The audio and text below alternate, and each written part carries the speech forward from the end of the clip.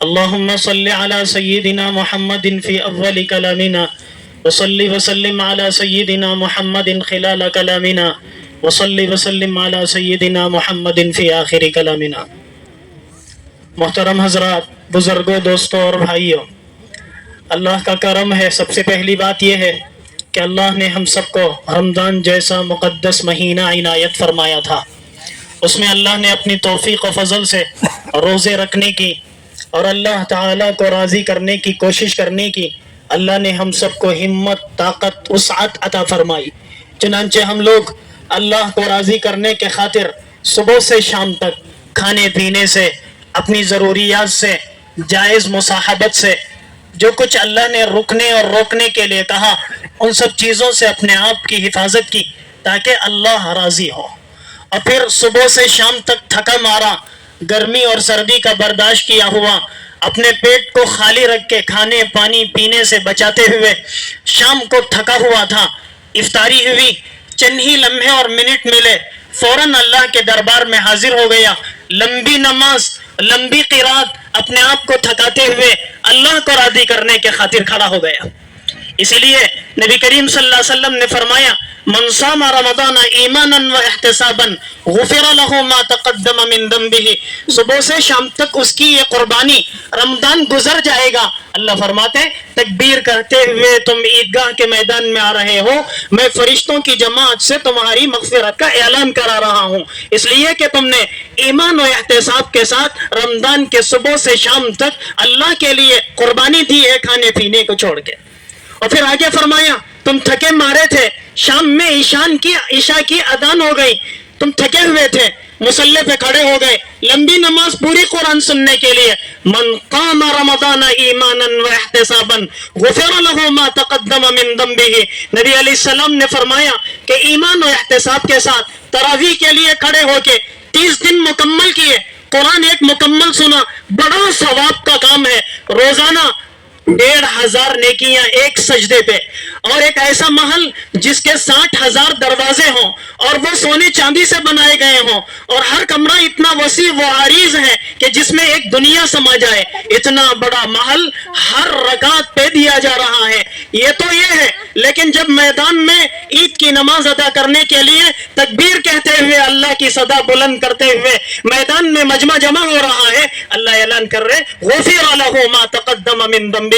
حضور اکرم صلی اللہ علیہ وسلم کا فرمان ہے کہ ان کے پچھلے سارے گناہ معاف کر دیے جاتے ہیں۔ اس لیے یہ عید ہے، خوشی کا دن ہے، ہمیں مغفرت مل رہی ہے۔ اس سے بڑی کیا خوشی کی بات ہے کہ پچھلے کیے کرائے پر اللہ آج معافی کا اعلان کر رہے ہیں۔ اس خوشی میں اللہ کا نام بلند کرتے ہوئے شکریہ ادا کرنے کے لیے ہم نے نماز ادا کی ہے۔ تو ایک بات سمجھ میں آتی ہے کہ خوشی میں کیا کرنا چاہیے، اللہ کے رسول نے عید سے سمجھا دیا ہے کہ شکر میں نماز ہے، اور لوگ شکر میں نعمتوں کے ملنے پہ ناچ گانا ڈانس اور لغو لغویات اور زیناکاری اور بدکاری میں مبتلا ہوتے ہیں، لیکن مسلمان خوشیوں میں اللہ کے سامنے سجدہ ادا کرتا ہے۔ یہ دنیا کو بتایا کہ خوشیوں میں یہ اپنے رب کے ماننے والے ہیں، غموں میں یہ اپنے رب کی تعلیمات پر چلتے ہیں، اس لیے اللہ کا نام بلند کرتے ہوئے یہ اللہ کی نماز ادا کرنے کے لیے اس بیابان میں شریک ہو گئے ہیں۔ ان کو کیا ملے گا؟ ان کو یہ ملے گا کہ ان کی مغفرت کا اعلان ہوگا، یہ گھروں کو واپس لوٹیں گے سنت طریقے پر، دوسرے راستے سے۔ فرمایا کہ ان کو فرشتے ملاقات کر کے آج مغفرت سنائیں گے۔ کیا خوش قسمتی ہے کہ مغفرت لے کے ہم یہاں سے اپنے گھروں کو لوٹیں گے۔ فرمائے،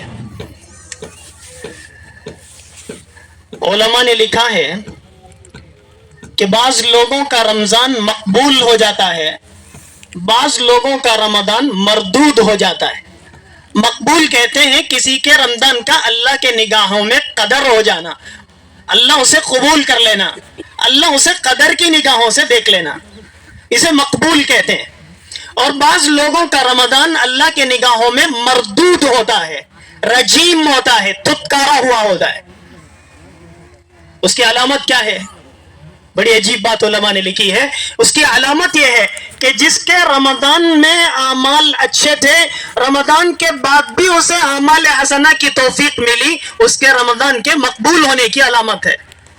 کسی کا رمضان گزرا لیکن رمضان کے بعد کی زندگی رمضان جیسی نہیں ہوئی، گناہوں میں، نافرمانیوں میں، نمازوں کے چھوڑنے میں، جھوٹ بولنے میں اور دغا بازی کرنے میں، معاشرت و معاملات، اخلاق و تربیت میں اللہ کی نافرمانی ہو گئی تو رمضان مردود ہو کے گزرا ہے۔ اللہ ہم سب کی حفاظت فرمائے۔ اس لیے اللہ تعالیٰ نے قرآن میں ایک نصیحت کی ہے۔ اللہ فرماتے ہیں وَسَارِعُوا إِلَى مَغْفِرَةٍ مِّن رَبِّكُمْ وَجَنَّةٍ عَرْضُهَا السَّمَاوَاتُ وَالْأَرْضُ أُعِدَّتْ لِلْمُتَّقِينَ۔ لوگوں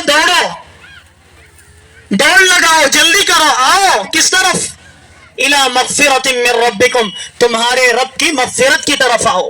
ہم سب آج اللہ کی مغفرت طلب کرتے ہوئے اس کے طلبگار ہو کر یہاں حاضر ہوئے ہیں تاکہ ہماری مغفرت ہو۔ تو اللہ کہتے ہیں آؤ دوڑو اللہ کی مغفرت کی طرف اور اس کی جنت کی طرف۔ کون سی جنت کس کے لیے بنائی گئی؟ اعدت للمتقین، وہ تقوی والوں کے لیے بنائی گئی۔ کون تقوی والے ہیں؟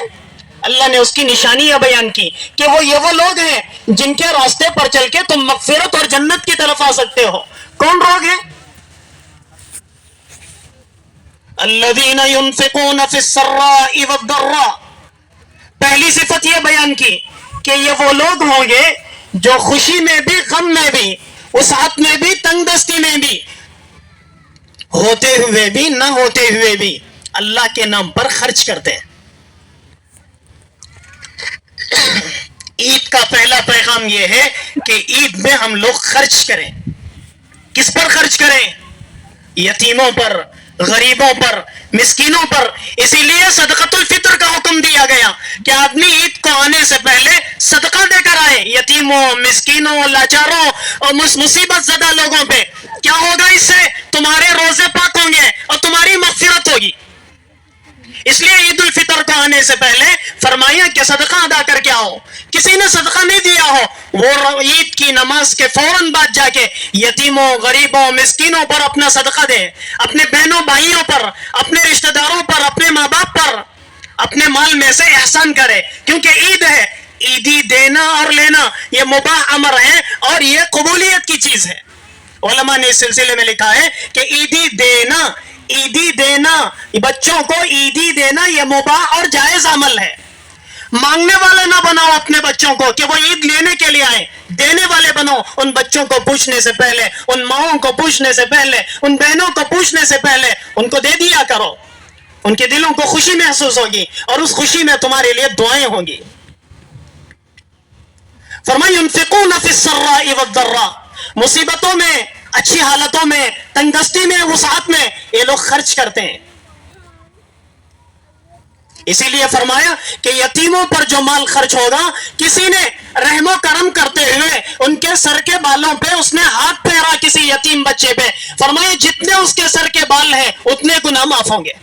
حضور اکرم صلی اللہ علیہ وسلم نے فرمایا کسی نے کسی یتیم کی کفالت کی، ایسے کل قیامت میں وہ اٹھے گا انا وہو کہاتین، فرمایا جیسے یہ دو انگلیاں آزو بازو جڑی ہوئی ہیں، کل قیامت میں وہ اللہ کے رسول کے ساتھ ایسے اٹھے گا، حشر اس کا اس طرح ہوگا۔ اس لیے یتیمہ پر، مساکین پر، غریبوں پر، مسکینوں پر اپنے احسان کا ان کو مورد بناؤ، ان پر احسان کرو۔